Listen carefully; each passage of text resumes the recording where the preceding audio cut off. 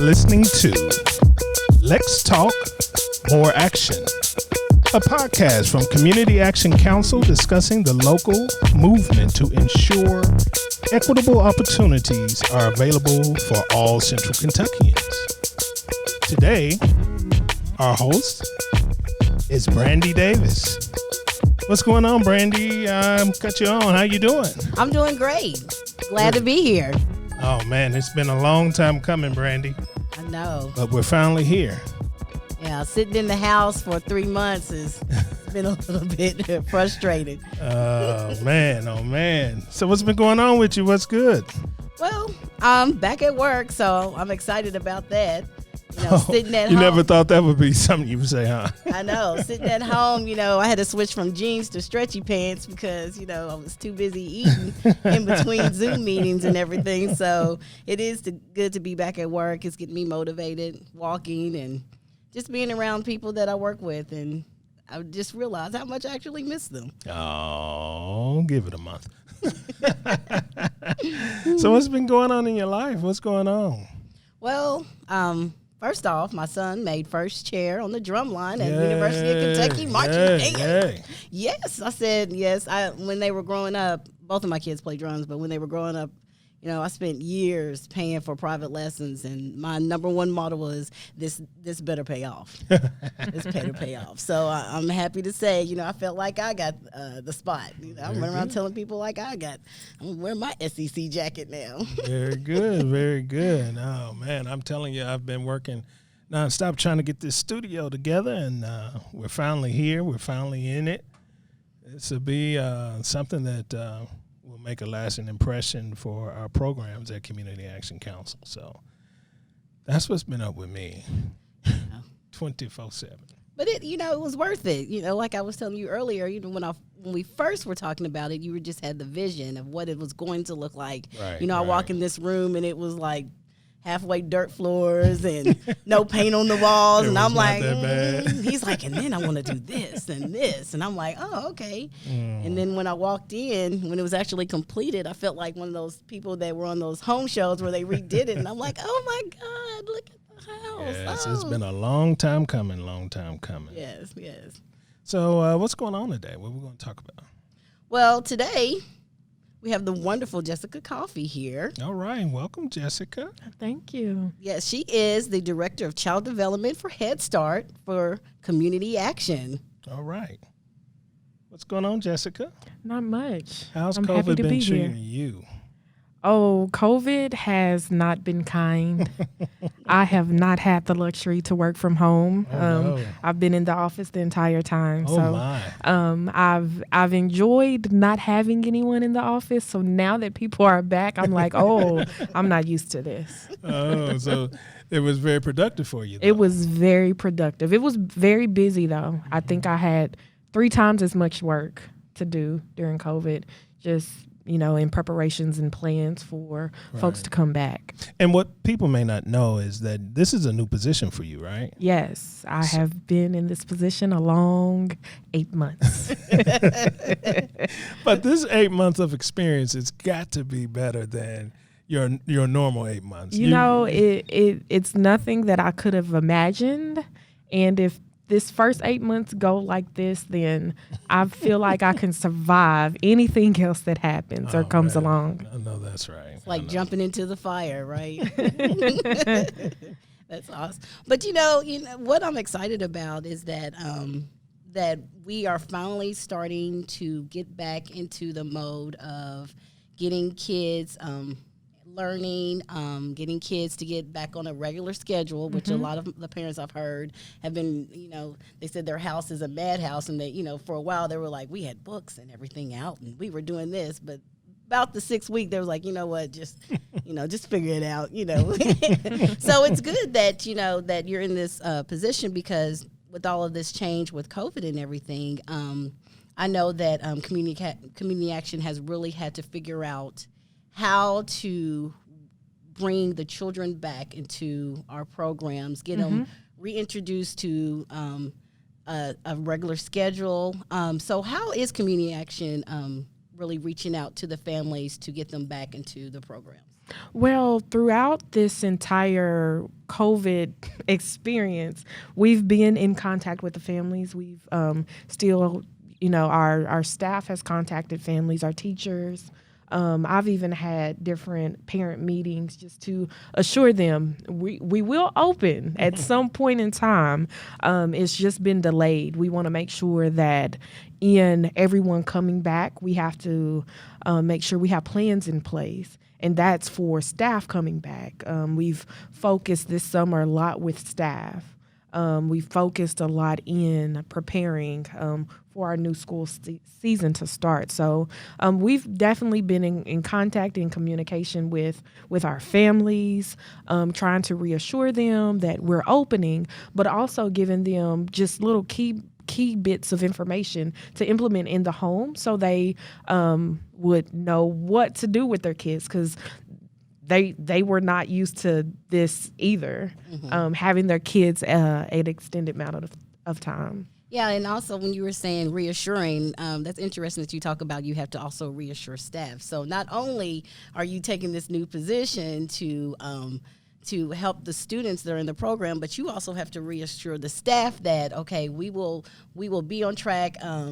I know I've heard a lot of people say, well, what am I supposed to be doing? Or what is this and what is that? And I've noticed that a lot of times you would have, you would say, oh, I have this training out, so we can get you better prepared. So when we have the kids in class or whatever program we're doing, you will be even better prepared, right. Which I think was excellent idea, because all that training while you're at home really something that you probably wouldn't get if we weren't in this situation. Right. Really benefits the community action as a whole. Mm-hmm. But as far as the Head Start program, we see that the local schools are doing more of a virtual learning or NTI learning.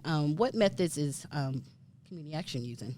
Well, we have been in preparation and planning all of what will this look like, because it seems like when Uncle Andy came out, 1 week it was one thing, then it changed the next week. Then in all of our preparation, I had to say, oh, hold up team. We might need to sit just a little bit. And that was by the end of March. And now we're in August. So we've had to slowly prepare by just kind of adhering to what the governor has said. And, they canceled child care, then they opened child care back. And now that the schools will open around, September 28th. Yeah, that's what he was saying. That's made us question, what should we do? But we are going full speed ahead in our virtual. We like to call it Head Start at Home, okay, where everything that the children will learn in the classrooms, they are able to learn at home. And we are providing that the materials, the devices, the access for everything they would learn at home, they would get. Everything they would learn in the classroom, they would get at home. Wow. So are there plans for us to open up any centers? Yes. So we have been having to open up gradually. Mm-hmm.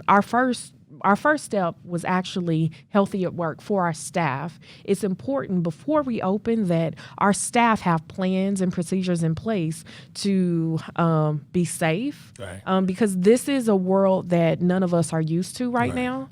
So they need to get in the habit of always wearing a mask, always washing hands, watching the common areas that you touch and wiping them down. So that was our first step. Now we're at our second step, where we have brought back our early Head Start children and our migrant children. Okay. This is the season where migrant will be in session and all of our other programs would not be, except for early Head Start. So now that migrant and early Head Start are in session now, and everything has been smooth sailing, we've made sure that we have different steps in place where the parents, when they come in, you don't get to go directly to the classroom. Right. You take your temperature. We ask you questions. Has your child been on Tylenol? Have they been coughing? Do they show any signs or symptoms?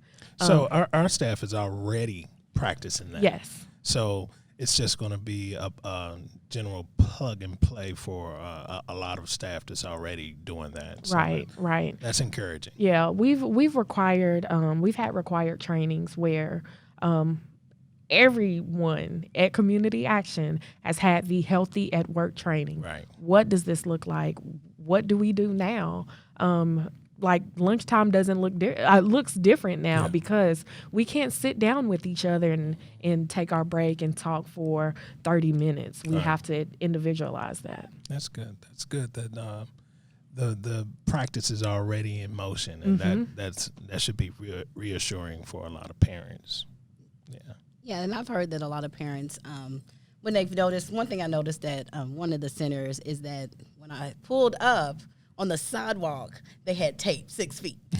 Oh, yeah. By the doors. I said, and it was hilarious because when the parents were walking up and it was the first day, they automatically just stood on a piece of tape. Like, it was just like, it's already engraved in all of us that we got to keep our distance. We have to make sure that there's not a bunch of parents coming, just one parent. And you know, and the best part about it is that, you know, that the parents, I've noticed that they are okay with all the rules. They are saying, okay, I see that you're definitely taking measures that is really going to keep my child safe, and also my child can also learn. So, you know, it doesn't seem like there's been any problems as far as parent involvement and with the staff. Yeah, I was a little bit concerned about, you know, we've been out for 5 months. Will parents want to bring their children back? And we actually sent out a survey, and 80% of our parents said we are ready for them to come back. 80%? 80% of those families said, hey, when are y'all opening these doors? Wow. Because they will be ready. Yeah. Yeah, and in all seriousness, you know, we understand that this disease or this virus is taking people out. We understand that. And it's serious, but there are also serious ramifications for people who are not able to get back to work. Right. And it's vital that this happens in a safe way, as safe as possible. I mean it's going to be as safe as we can be, and to move forward to get us back to a normal or a more natural environment of what we're used to. It's just taking time to kind of wrap our heads around this virus, because once we think we know it, we find out we don't. Right. Like they were saying, there were the kids were not affected. Yeah. In the beginning. Right. And now look at where we are. Right. So it's a challenge, and I don't envy you at all. Oh, you know what? I've had during this time many sleepless nights. I understand. You know, trying to figure out, you know, I don't want anyone to be exposed in our centers, but at the same time, I don't want a parent to lose their job because we're not open and they, you know, don't have anyone else or anywhere else for their child to go. So it's definitely been many sleepless nights, but hopefully you can't see the bags under my eyes.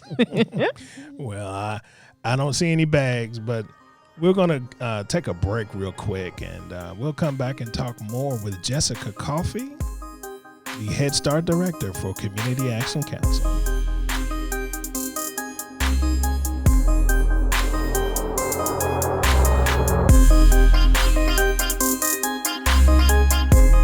Hi everybody, it's time for Census 2020 and we need you. Community Action Council is working very closely with the city to make sure that all of us are included and accounted for in the upcoming census. It's very important that every member of your household is included in the census count because it affects services in our community like transportation, health services. It even affects our food resources like the National School Lunch Program and the WIC program that helps children and families have the nutrition that they need to be successful. It impacts housing services such as Section 8, emergency shelters, and energy assistance programs. The census also impacts educational programs like Head Start that are critical in ensuring that children enter kindergarten, school ready, and families have the opportunity to meet and exceed their goals.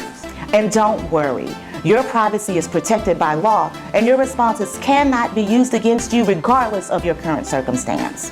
So visit www.wecountlex.org for more information. Join me in participating in Census 2020 Because you count, I count, we all count in Lexington.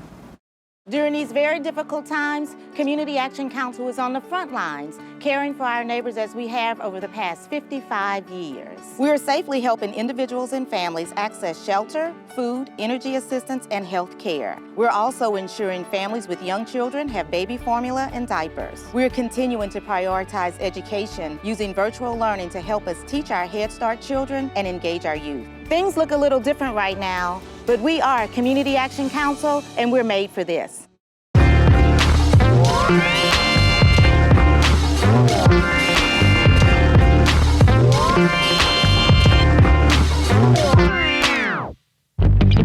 All right, we're back here with Jessica Coffie, the Head Start Director for Community Action Council. And we've just been talking about how COVID has impacted all our lives. Yes. So, Jessica, what is going on next? What's next on the books for our Head Start programs? So, next on the books, like I mentioned earlier, we are opening centers, but our next kickoff will be our at-home Head Start. Now, what's what? Okay, how does virtual learning and our regular Head Start program look different? They look different because virtual is strictly at home. They look similar in everything that is being done in the classroom can be done at home. Yeah. Yes. Now that's something more that personally me that I would sign up for if I got all the benefits of being in the program at home. Yes, absolutely. So just like the children eat breakfast and meals, 2/3 of their meals at school, we will be able to prepare for the children that will receive virtual services for them to also get those meals. So we're doing a weekly prep parade. All right. Yes, a weekly prep parade where, at our Prep Academies, we are preparing the families for the week to come. Cute. That's fabulous. Yeah, so they will receive not only a weekly nutrition box, but they will also receive all of the materials and items they need to do the lesson plan. So the lesson plan that will be in the classroom, say if it's STARS, that will be the same lesson plan that the children at home will be doing. So they'll get all information, all handouts, whatever they need, crayons, whatever material they need to do this lesson at home, they will get that information. For any child that may not have a smart device to be able to, access the information. We hope to have those for children that need that information or need that device. That's great, because I've noticed that with the public school system that right now they're especially towards the end in March when the kids were sent home, a lot of the students receive Chromebooks to work on. And I've heard a lot of the kids who have older siblings, their siblings have these. They're like, well, they got a book, Chromebook, and what am I supposed to do? Am I just supposed to write on a piece of paper and stuff like that? And then I'll say, you know what? You'll be able to do just like your brother and sister. Right. And they're like, oh, right. And then the parents are like, thank God, that means I can actually have a classroom where each one of the children can, including the preschool child, can sit down and do work with their siblings. And then another thing I like about the virtual is that, they are so savvy when it comes to technology, is that it's really going to help the parents as far as having to be so hands-on. But one of the questions I have as far as the teachers' involvement with the virtual program, are they going to do like Zooms with the kids, or is it just going to be like a program where they just, how's that virtual going to look? Yes. Okay. So this is the part I get excited because the teachers, all of our teachers are setting up their own Zoom accounts to where, the families will have access to the Zoom. So say if at 10 o'clock in the classroom, there's story time, they will be able to access Zoom and be in the classroom virtually to participate in story time. Wait a minute, the kids too? The kids will show up on the Zoom? Yeah. Yes. Yeah. So there could be kids in the classroom, but there could be kids on the Zoom as well. Wow. So they will be able to have that classroom experience at home. That I'm really excited about. We have lesson plans ready for the entire year, and throughout all of our programs, whether you're in Lexington or whether you're in Powell County, you will be doing the same lesson, and everyone will be, seeing the same.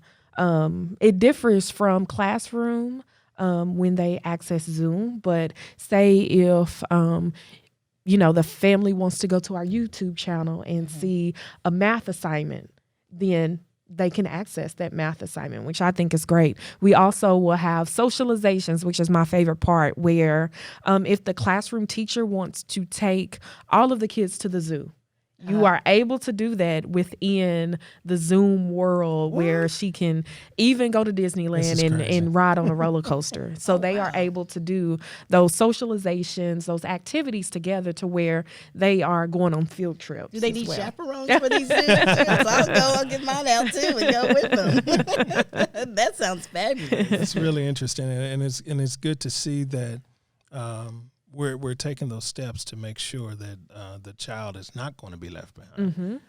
Some of those essential things like the socialization, I know it's a big part of Head Start experience, is not going to be left out. It's going to be different. Right. But, And a great thing about the devices is, a lot of our teachers were concerned, how are we going to assess the children, assess their school readiness?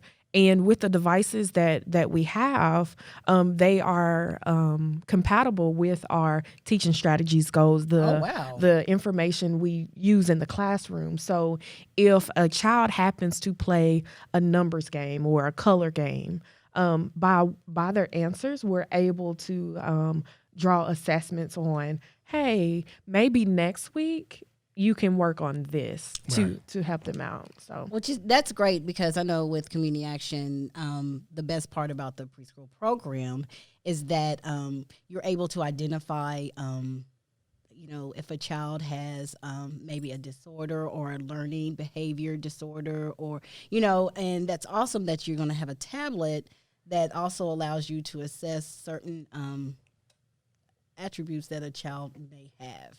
So as far as like with children that may need more assistance, you're saying that it will follow along with that child's ability. Right. Okay. And then the teacher that next week can give the family a call and say, hey, how about we do this for next week? So the services can still be individualized according to what has been assessed with the tablet. Okay. So what other perks for signing up for the Head Start program will they receive either in person or virtually? So our early Head Start, in our centers, we provide diapers, we provide wipes, we provide formula. Those things will be of access to the families. We also plan to, there's just so much. There's a lot. With the virtual services, we also will have, health is a big portion. Okay. So we have 2 nurse practitioners, and we will be able to have open clinics for any child that doesn't have their well child check. Wow. Now we're not bringing in sick children, but those clear. right. Let me be clear. But those assessments that we usually do, taking the having a well child check, taking their lead and measuring that to make sure there's no exposure. Those services will also be provided as well. We'll have different open clinics in order to provide that service. So when you say provided, that means that it's free for the families? Yes, free of charge. No, we are not charging. Just because we want all children to be school ready. And not only the children, but we go off a 2-generational approach. Not only does a child have to be school ready, but the parent has to be school ready as well. And that means for the parent knowing what to advocate for, knowing what they should expect out of their child, their teacher, the learning, and what out there they can access to help them along the way. We also have programs like our ECHO program that if a parent wants more out of a job, or they want to eventually get paid more money, and they want more education, we have those programs. Our ECHO is one where they can get a child development associate and end up working for us, or they can get a CDL and become a driver. So we have those programs. We have Healthy Meals on a Budget to teach parents and families, hey, I might have just a little bit amount of money, but how can I spread this to bring the best nutrition for my family? So we will have some live demos to where we're cooking in front of them. We're practicing food safety and just everything that we offer for in-class purposes. We want to be able to continue to offer that through the virtual world. Wow. So before we go too far, how can you sign up for our Head Start program? That was my question. Well, you can call 859-233-4600 and, just inquire, say, I'm interested in signing up my child up for our Head Start program. But you can also go on our comaction.org website, and we have a tab for Head Start that you're able to sign up your child there. So there's an online application, and it says commaction.org, and you can sign up online or give us a call, and we can get the process rolling on. So when did we discuss when we're going to open? No, we didn't. Oh, okay. So I can. Well, let me know. So our Early Head Start program is already open. There might be slots at some of our child development centers, depending on the area you live in, is how you can inquire about if there are additional slots open for Early Head Start in the classroom. But if there aren't slots open in the classroom, you can still have that virtual service. As far as Head Start, those kiddos that are 3 to 5 years old, they will begin August 24th. So August 24th would be our in-session start for Head Start. And our virtual session for Head Start will be August 31st. So we are, doing it in transitioning people. So when you're discussing transitions, Uncle Andy, as we were discussing, was giving us a date of approximately September 28th for children to be able to enter into the classroom. Yes. How does that affect the Head Start program at Community Action? It actually does not affect most of our centers. We do have some classrooms that are in school districts. So those classes, in-person classes, will have to wait. But everyone is introducing those virtual services, that Head Start at Home service, on the 31st. Okay. So you think that they will be on the virtual program the entire year, or would they be able, possibly if things change, that the children may be able to slowly transition into a classroom? We hope that the children would slowly be able to transition in a classroom, but as we've discussed earlier, this year isn't normal. So we want to make it available, until parents get a little bit more comfortable and things just kind of iron itself out. For this program year, I foresee us being able to offer those virtual services for a while. Okay, that's great. That's great. So it's pretty much like you're playing chess the whole time. It's Yes. like, should I move the rook or should I move? And our parents, I must say, our parents have been very flexible. They've been very understanding. They want to make sure that, their child is safe, but they also want to make sure that us as staff are safe as well. Right. So they have been very graceful in this time, in this transition, in this period of us not being with each other. So hopefully we'll get to see each other's faces again pretty soon. That would be awesome. Yeah. Well, we're going to take a final break here, and we'll be back to wrap things up with Jessica Coffie, the Head Start Director for Community Action Council.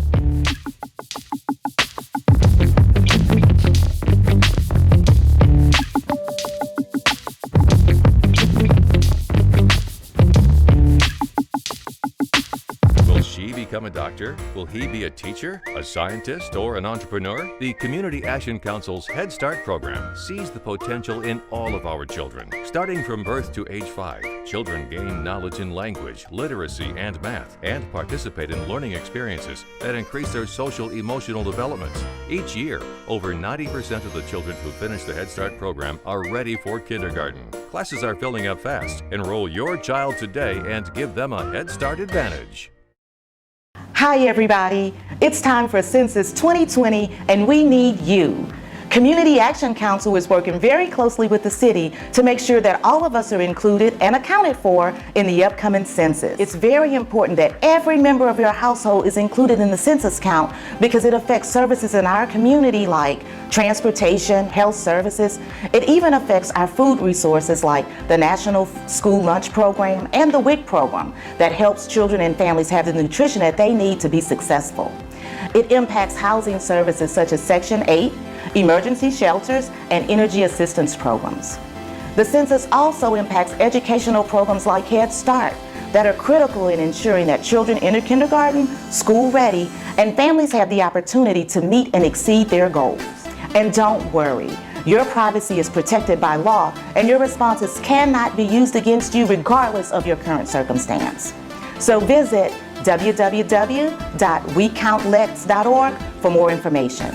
Join me in participating in Census 2020 because you count, I count, we all count in Lexington.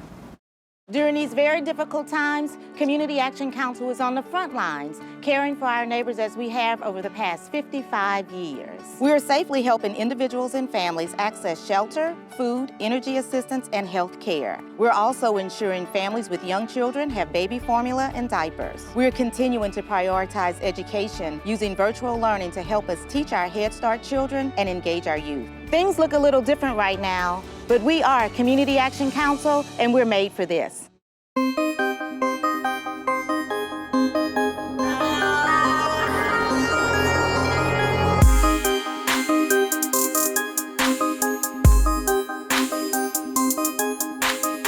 Hello and welcome back to Lex Talk, More Action. This is your host, Brandy Davis, here with our head director of child development, Ms. Jessica Coffie. One of the things we want to discuss towards the end of this segment is when the families are enrolled or the children are enrolled into the programs, that Community Action has many services that benefits the family. You know, with Community Action, not only do we service the children, but we service the entire family.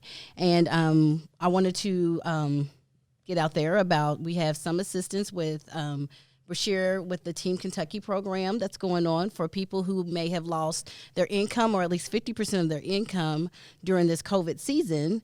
We also have assistance in our LAHEAP program, which helps clients if they need help with their electricity bill. We also have recently, which is awesome because of, you have to realize that they said it's about 25 million people right now who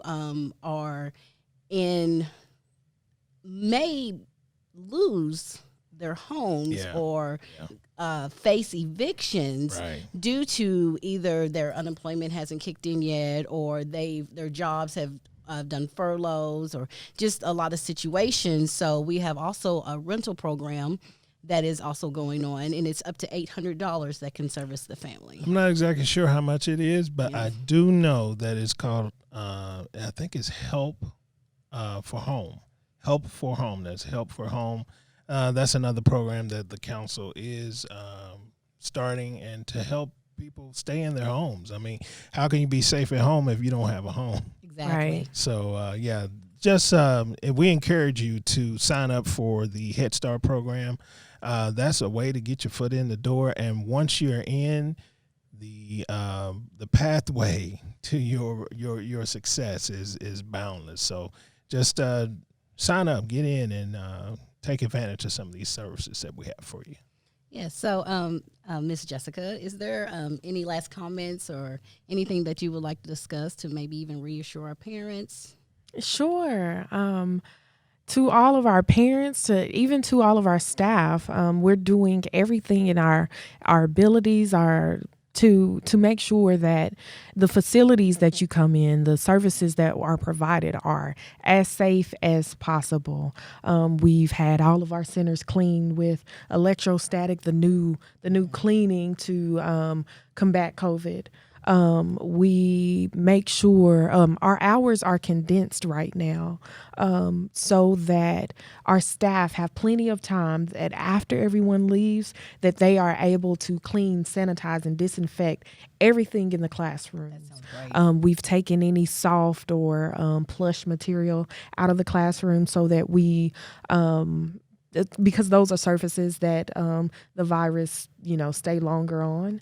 So we are making sure that as far as cleaning and disinfecting and making sure our facilities and any kind of items or equipment that the kiddos play with, or those common areas, that those are absolutely clean. All of our staff have to wear masks. They do their temperature checks before they come into work. We are being very flexible about, hey, if you come in sick, you need to turn around and go home.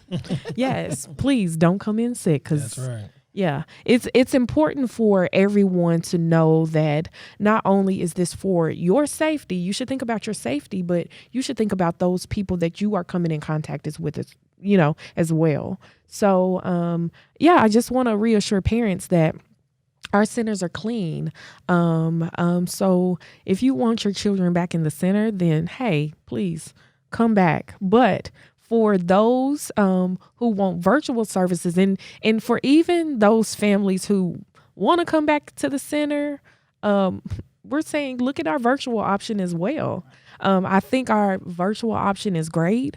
It's fun. We will have something for you to do. We will have something for your child to do.